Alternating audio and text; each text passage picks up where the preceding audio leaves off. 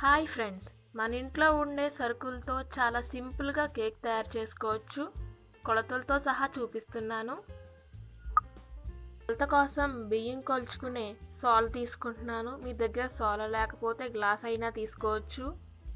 First 1.5 glass మైదా గిన్నెలో వేసుకోవాలి. ఇప్పుడు ఈ మైదాలో 4 స్పూన్ల బొంబాయి రవ్వ వేసుకుంటున్నాను. అదే ఉప్మా రవ్వ వేసుకుంటున్నాను. అలాగే 1 స్పూను యాలకుల పొడి, 1.5 గ్లాసు పంచదార వేసుకుంటున్నాను. 1.5 గ్లాసు మైదా వేసుకున్నాం కాబట్టి 1.5 గ్లాసు పంచదార తీసుకుంటున్నాను. 1 స్పూను బేకింగ్ పౌడర్, కరిగించి పెట్టుకున్న 1 గ్లాసు నెయ్యి వేసుకుంటున్నాను. ఇప్పుడు దీన్ని విస్కర్ లేదా గరిటెతో కలుపుకుంటున్నా.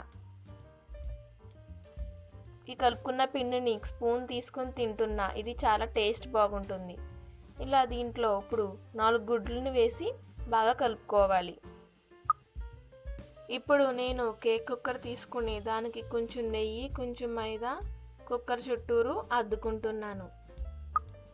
కలుపుకుని పెట్టుకున్న కేక్ పిండిని దీంట్లో వేసుకోవాలి. చుట్టూరు వేసుకోవాలి. ఇప్పుడు గ్యాస్ ఆన్ చేసుకుని పొయ్యి మీద చిన్న గిన్నె పెట్టుకుని దాంట్లో ఇసుక వేసుకుంటున్నాను. ఇప్పుడు ఇలా వేసుకున్న ఇసుక ఒక 10 నిమిషాలు వేడెక్కనివ్వాలి.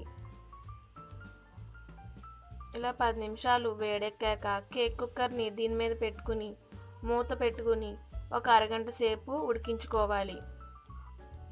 ఇలా ఉడుకుతున్నప్పుడు మధ్యలో మూత తీసి కేక్ ఉడికిందో లేదో ఒకసారి చూసుకోండి.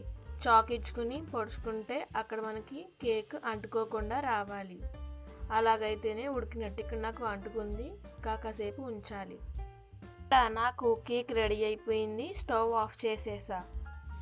కేక్ ఎలాగో చూశారు కదా, ఇక సబ్స్క్రైబ్ చేసేసుకోండి ఫ్రెండ్స్.